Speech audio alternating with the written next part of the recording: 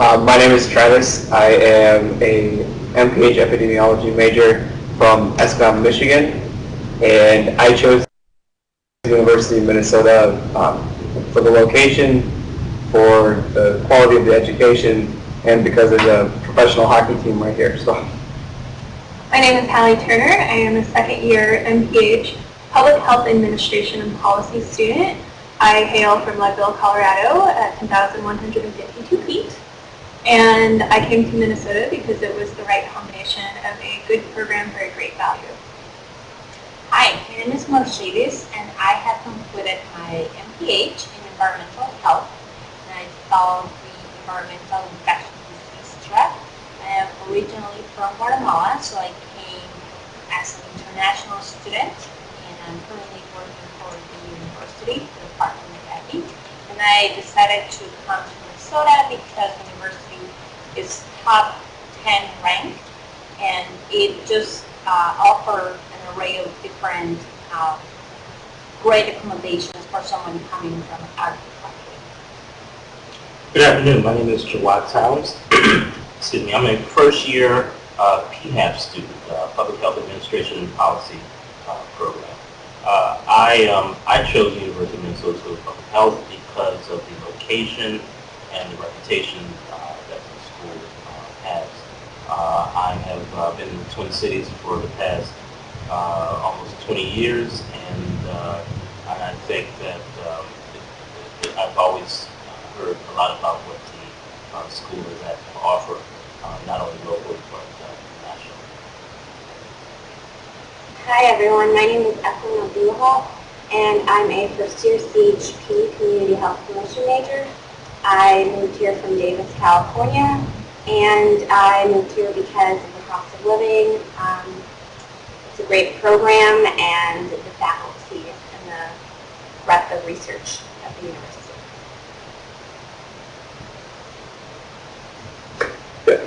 Shauna. Yes, so to start things off, we're going to ask you, how does the School of Public Health fit in the greater university campus? Well, I think we were making a few jokes before we actually got started, but the School of Public Health is really central in the university, the campus area. You have a lot of opportunity to be involved in everything in the whole university area. There's a lot of outside organizations that are nearby. You're right in the center of campus, like I said, like right in the middle of the Minneapolis campus of the Twin Cities. We are also, the School of Public Health is one of 6, correct me if I'm wrong, 6 programs in the Academic Health Center as well. So you have a chance to work with pharmacy, medical, veterinary, nursing, dentistry, and then public health students. So there's a lot of opportunity for interdisciplinary collaboration, which is definitely needed in the medical and health field. I think the School of Public Health has quite a large presence on the Twin Cities campus, not only Minneapolis, but the St. Paul campus as well. The school does collaborate quite a bit with other university units. I myself work in the College of Food and Agriculture and Natural Resource Sciences, and in the work that I do, I often come across a lot of grant proposals that involve faculty and staff from the School of Public Health, and that just shows me the interdisciplinary and cross-disciplinary work that the School of Public Health is involved in. It's quite impressive. And I just want to add something short. To start up, the university in Minnesota is a research university, so it has a presence across the country. The National Institute of Health and the CDC, they rely on the university to conduct research of all kinds. And the School of Public Health has one of the strongest and largest departments of immunology. Professors and the skills that you learn in how to do research speaks for itself. And the presence of the School of Public Health basically not only provides academics, research, but employment to local people. So the next question we had is, where do you guys live? How do you get around campus? And how much is rent? I found that for me personally, it was cheaper to live in St. Paul. So I live 1 mile south of downtown St. Paul, and I drive to campus. I'm sure that other people probably have different experiences, but that was the best deal for me. I live in South Minneapolis in Uptown, and I sold my car before I moved out here, so I mainly rely on the bus system, which is pretty great in Twin Cities actually. Or I get rides from classmates and friends for social events, but generally it's the bus. I work close to campus, so I usually walk to work. And how much is rent? Rent for me is pretty decent in the place that I live. I live in Uptown, which is it's close to great restaurants and shopping, and rent for me is about $470 a month for my own room. I live in a 2-bedroom with a roommate, and with utilities it comes to about $500 a month. So. I live on the West Bank, so I walk pretty much everywhere because I'm right on campus. Rent's a little more expensive because I'm on the edge of downtown, but I live in a pretty spacious 1-bedroom apartment by myself. My rent's about $800 a month. Yes, and I live in the same area. West Bank or Seven Corners is kind of like the neighborhood. It's a little more pricey because we are so close to the university. It's the first private residency near the campus. However, my commute expenses are very low, and I walk or take the campus shuttles. And I live about 2 miles between both the St. Paul campus and the Minneapolis campus. And I live with my family. I have a wife and kid, and we live in student co-op apartments. And so there are apartments for postgraduate students, for families, for those who are married. And the rent is very reasonable. It's about $865 for a 3-bedroom apartment, and considerably cheaper for 2- and 1-bedroom apartments. And I drive and occasionally walk and also take the bus to campus and work. Next question, how do you find the faculty? Are they knowledgeable, committed to teaching and mentoring, and accessible? I've had great experiences with the faculty here so far. I have to say the classes, except for the biostats class, a little bit bigger, but generally speaking, the classes are small enough and you get like more of a one-on-one interaction with your faculty members. They're always available to meet with students in class or at their offices. I'm currently a research assistant through the program in Health Disparities Research, and my PI, who's an adjunct faculty in FE, is very available. I find that was one of the things that was surprising for me because I come from a large university. I came here from the University of California, Davis, and so I'm used to large science classes with 300, 500 plus students, never seeing your faculty members. Even when you go to office hours, there's usually 50 to 100 people waiting to speak to them, and I would have to say that I was pleasantly surprised at how accessible the faculty are here and how invested they are in students' learning. And even if they can't give you resources that you need, they'll definitely they have contacts of people that could, help you, and they generally try to be available. Maybe speaking from the point that I've completed my master's program, which is my master's project, which is something a company everyone has to do before graduating. My advisor was committed to my project from start to finish, and it was fairly easy to find other professors to join my committee, and definitely all faculty make up the journey of your program with teaching assistants or preceptors if you have to do a field experience. And there's times during the year that faculty are more busy than other months just because maybe it's towards the end of the semester. but at some point or another, they will get back to you, and they are very quick response to emails, so it's pretty great. So we had another question about student perspective of working with the community, and if we feel that we get to work with the community frequently. I know that the School of Public Health is trying to build in even more opportunity, but I've had 2 or 3 classes in which I've been able to work with the community directly. But my master's project is a new project working with a group of 4 students engaged with a community organization providing reproductive health services for the Somali community. So 10 hours a week for the last 7 months I've been working with a community organization, and it's been a fantastic opportunity. I feel that there are many chances to get involved with the community, either directly through class or through the School of Public Health in general.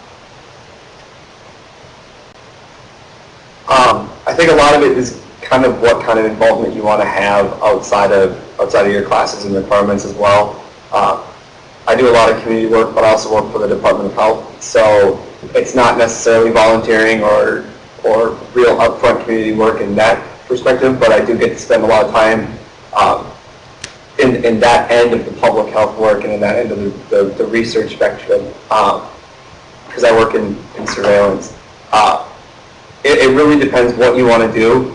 I also noticed that there was a question about going to school full-time and working, or going to school part-time and working full-time.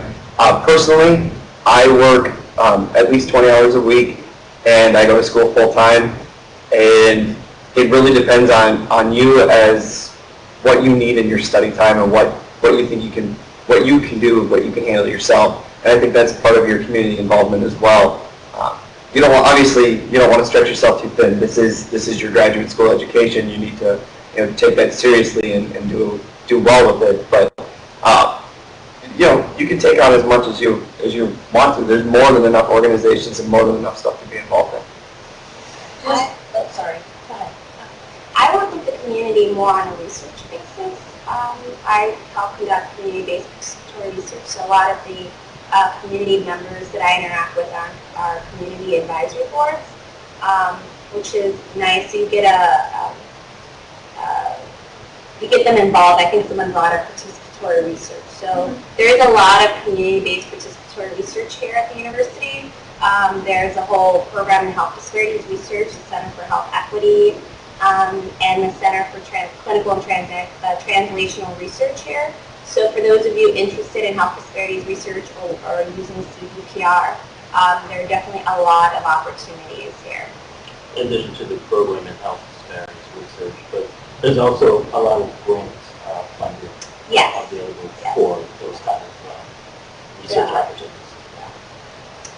Mercedes, would you like to take the next question since you've completed your research project? You might be able to discuss what are the time demands, how you balance this with required classes, and what support you get from your department. Yeah, that's a long question. Well, the master's project is an assignment that every MPH have to complete. It's something outside the classroom. You enroll to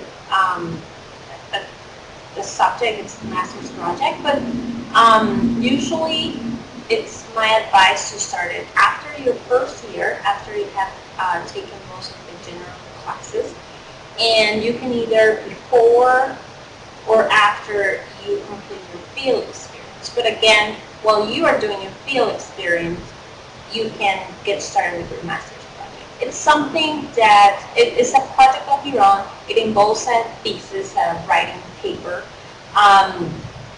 It has to be within the area of your expertise, obviously something involved in public health. And you can do it, you can develop a survey and analyze perhaps a behavior. Or you can assess a tool, or you can assess a community program, or you can do a secondary analysis of a database. That's what I did. I was given a data set and a correlation between some options, and it was more related with the food safety and food security. And more particularly, I wanted to evaluate one of the methods of doing foodborne outbreak investigation. So, so you are assigned an advisor. And with this person, you have to create a title or topic. You have to just have a little summary to begin with. Some cases you have to have an IRB approval if you're working with data set. So it involves names and participants, so everything is remain confidential. And it might be something that you can work within 4 months, or it can take you up to a year. That's up to you. It depends on how large and big of a project it is. And like I say, you have to have 2 other faculty members. To conclude the master's project, you have a presentation. You have to present your results. And again, it doesn't have to be after you complete your classes. It can be during the summer break, or it can be after. So it's something that every MPH has to do. I would like to add that the Public Health Administration and Policy program is just a little bit different in that we have a formal class for fall and spring semester that helps you define the parameters of your project.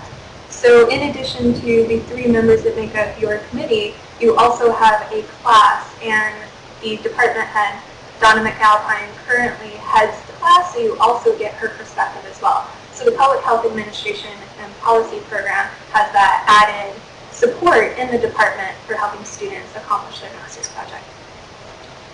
There was a question asked about the size of the cohorts and who we spend most of our time with outside of classes. I'm in the epidemiology cohort, which is pretty average size. I think there's like 40 or... Oh, we're the biggest. Okay, I lied to you. Yeah. We're the biggest cohort, so I have no idea how many students are in it. For the most part, even at being the biggest, I know pretty much everyone that's an epidemiology major. That being said, most of the people I spend my time with outside of class are the exact same people I met at the Y Minnesota event last year. You get to meet people, you get to know people, they'll be in your classes, and when you have like the same majors, you have a lot of classes that are very similar, and even when you don't have the same majors, a lot of the majors have the same class at the beginning, so you'll make your friends that way, kind of the same way as you do in undergrad. But I spend most of my time with the same people that I met last year. Good. There are approximately about 35 or 40 students in my cohort. That's the PHAP, Public Health Administration Policy program. And unfortunately, because I'm part-time, I haven't been able to really take all of my classes with my cohort, but certainly some of my classes. And when I do have time, when I'm studying or maybe participating in study groups, I do try to make an effort to connect with them as often as possible, because they are for many students who attend this school. The cohort, the students in your cohort are lifelong colleagues, and so it certainly behooves you to develop relationships with as many people in your cohort as possible. The CHP, which is Community Health Promotion, I think there's about 25 students. And we kind of hang out with a lot of different majors. I mean, the people I hang out with are in FE and PHAP and environmental health, and and we hang out with each other. So people have potlucks and dinners and parties, and we might go to pubs, restaurants. There's a lot of social events here at the U through the Senate and other things. So I think it's just, you can move around, stay with the same group. Just depends on your personality, I guess, and what you like and who you click with. And I can't really, just never know. So now we have several questions about funding your education. So it might help if each of us talk about how we're personally funding our education. Mercedes, there's a question about funding opportunities for international students.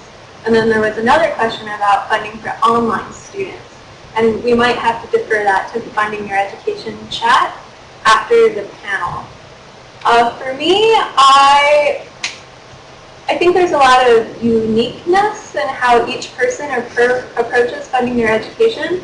So mine's a combination of, I have a graduate assistant for 10 hours a week, and it covers 4.5 credits of tuition, but I also bought a house for cash, cheap, and I'm renovating it, and I will sell it when I'm done with school to help pay off my loans. I'm fortunate to be working for the university. And so because I'm working 32 hours a week, I am able to have 75% of my tuition is reimbursed. And so the other portion of my tuition I'm financing either through loans or through savings that I've already accrued over time. I took longer than average to complete my MPH, but that was because when I came for the first time to school public health, I was enrolled to this public health core concept certificate program. That program itself I funded with family and personal savings. And then just to back up a little bit with involvement in the community, I really want to stress how important it is to volunteer or to get involved with the Senate or at the Academic Health Center student organizations, because I right away volunteer in 2 different student organizations and in a clinic nearby. It's called Quincy.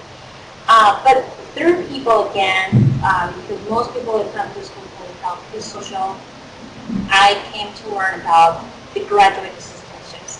And the school public health provides graduate assistantships, teaching assistantships, and research assistantships. And when you had one of those, there is a percentage of your tuition that is paid off. So through people and learning and networking, I was lucky and fortunate to have a graduate assistantship once I joined my master's program. The balance or the difference, again, through personal and family savings.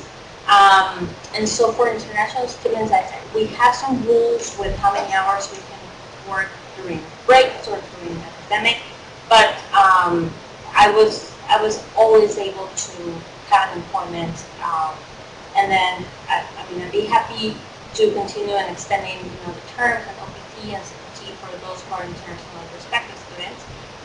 But there are for international students, certainly, and within your limits, then it's more than enough. And I have an RA-ship, or research assistantship, and that covers 50% of my tuition, and then I cover the rest with loans. But I would highly recommend looking for scholarships. I mean, I didn't get a chance to really look at the scholarships here until I got here, and so I'm hoping that I'll get some funding for next year. But for the first year, definitely look for those things. And in terms of, I think people have asked how to secure like an RA-ship or a GA-ship. I actually contacted the faculty that I wanted to work with last spring before I came out here. Once I made my decision to come here, I was like, I need to find a way to fund my education. And also I was very interested in the research that was going on here, so I went ahead and contacted the faculty that I was interested in working with, and luckily it all worked out. But I highly recommend, since a lot of you already have a CV or resume prepared, to look at the faculty in FE, community health promotion, all the different departments, PHAP, whatever your major is, and if there's an area that you want to work with or work in, I would highly recommend sending your CV, sending a cover letter, seeing if faculty are looking for RAs for the year. You don't want to wait till you get here sometimes. You want to put your name out there and see what was going on. And yeah. I would just like to quickly emphasize, though, as Evan mentioned, scholarships. Make sure you research those early, and depending on your interest or even your background, there may be scholarships available for you. And those certainly can help to chip away at the cost of tuition.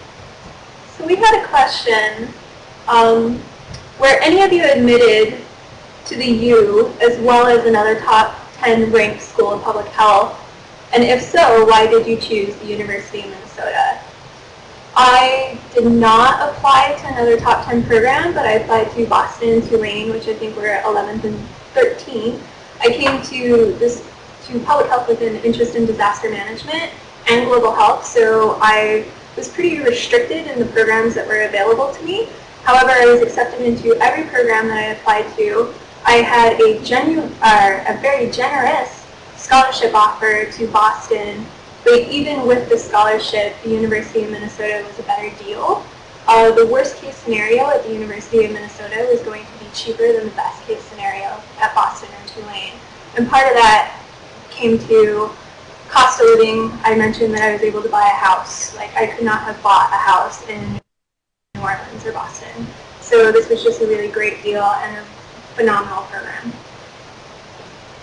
I liked the location. Obviously, you said other than location. I like the way that the program is organized. There's a lot of other schools, and I didn't really completely understand this, but where you get like you can get a public health master's degree, but it's not actually specifically in whatever it is that you're interested in. Obviously, I'm interested in epidemiology, so I wanted to go into epidemiology. A lot of it came down to how I felt when I got here, and the people around me, the people that you get to know. The Twin Cities, and there's another question that kind of relates to this. What do you like best and what do you like least about the School of Public Health? Well, I can't say I like anything the least. Not because best. There's a lot of wonderful things about living here. Obviously, like I said, I was raised in the Midwest. I'm from Michigan, and the atmosphere of the Twin Cities, while you're in a large metropolitan area, it doesn't feel like a big city. Maybe it does when you get stuck in rush hour traffic.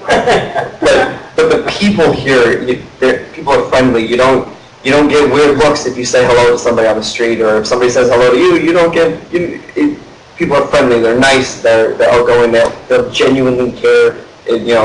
Once they get to know you. I mean, I'm not saying that everybody's like, okay, let's be super close friends all the time, but the people and just the atmosphere of the school was a big part for me. I'm going to speak on behalf of people who are not from the United States, and probably my perspective is somehow different from those who are from this country. Well, like I said at the beginning, it's top 10. And just coming from a developing country where probably most of our political situation is insecurity and violence, especially against women, to me it was very important to be in a place that it was safe. I don't have any immediate family anywhere in the country. So speaking for women, it's very safe to be around here.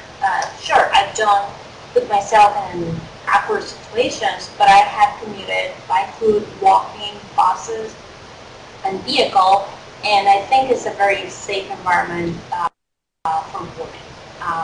And again, maybe it's just something that because I live in Vermont City, that was something that I pay attention.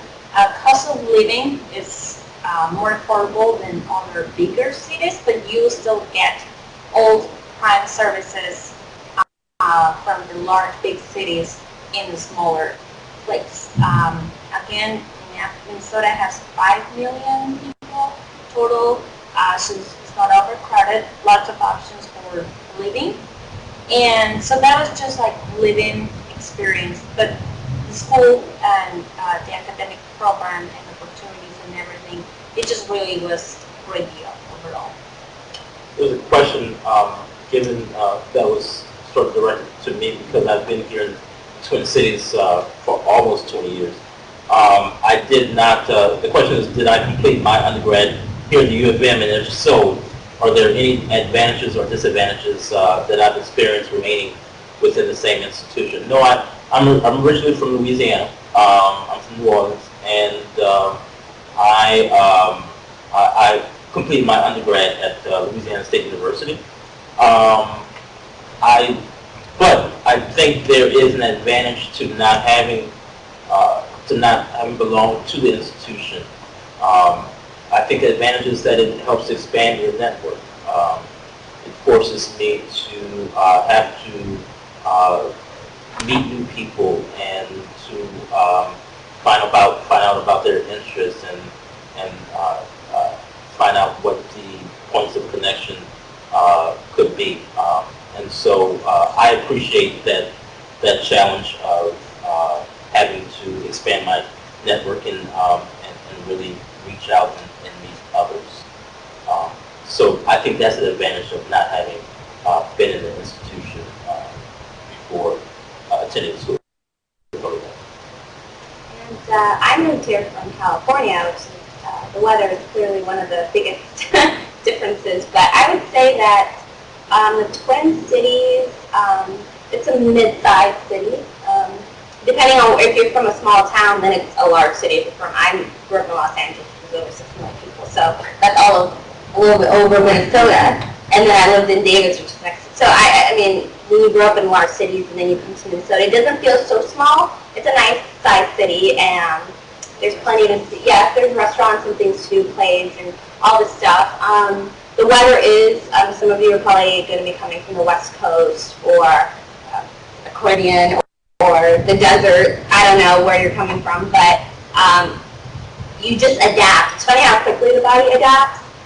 The winter is long this year, and so I would say don't focus so much on the weather. There are ways to get around it. Get your vitamin D in place. Get gloves and hats and coats, and you'll be fine. I think that with regard to the other question about coming here, I think it was, have you been admitted to other top-ranked schools? I would say the biggest drive for me coming here was faculty, honestly. I was interested in working with people who are doing health disparities research, and so for me, I wouldn't really focus so much on rankings and where a school ranks in comparison. Those are important things because it affects funding and stuff, yes, but ultimately you want to go to a place where you can do what you want to do, which school will get you to that next step.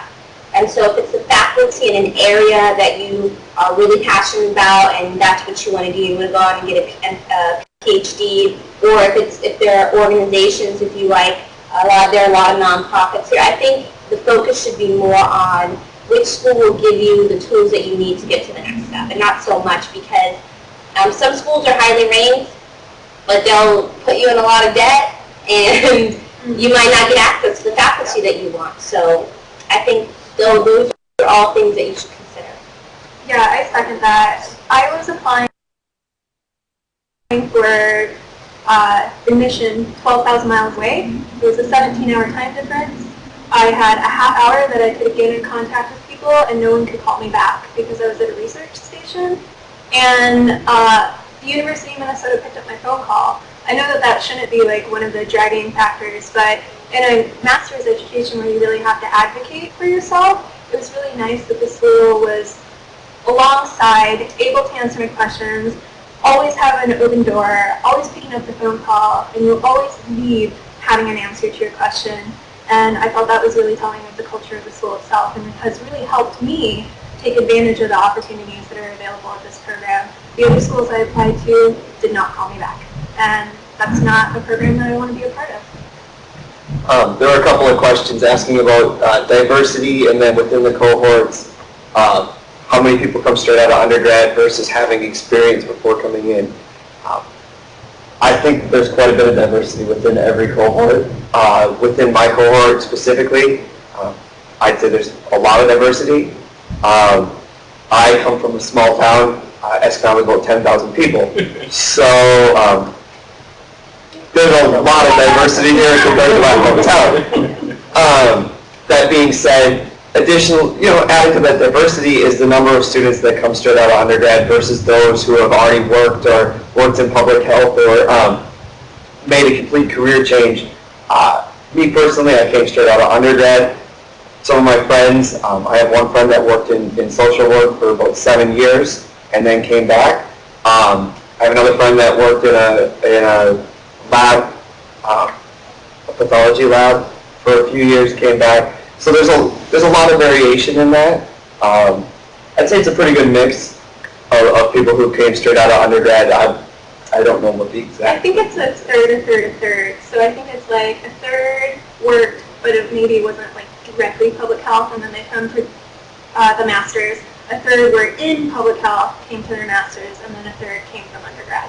I think that's it. Yeah. So it's pretty evenly split. So the nice thing, that also creates a lot of diversity because you have people that are more academic and then working professionals. Right. And that's for the PHEP Yeah. program. Yeah. And probably that applies to other programs.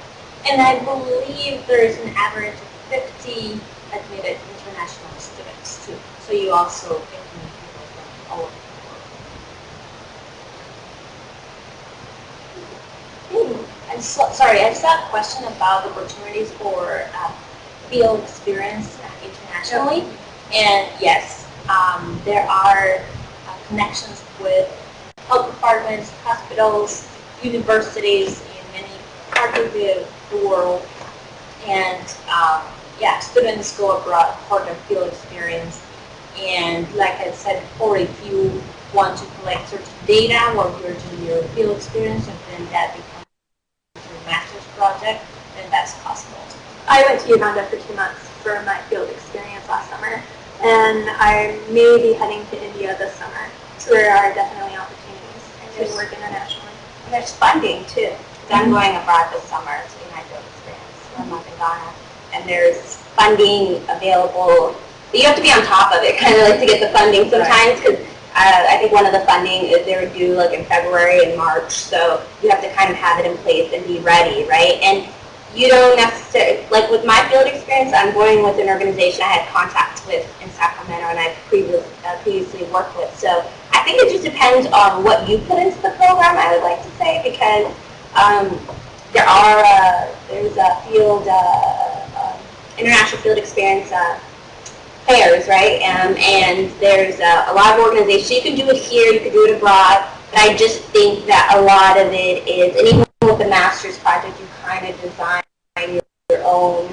I think someone asked, you know, is it because when I came in, I thought the master's project was kind of pre-planned, and then you go in and it's set for you, and that's not the case. I think the program is really, the tools are here for you, the resources are here for you, but ultimately it's up to you to kind of design a program of study that will prepare you, like I said, for the next step in your academic or career plan.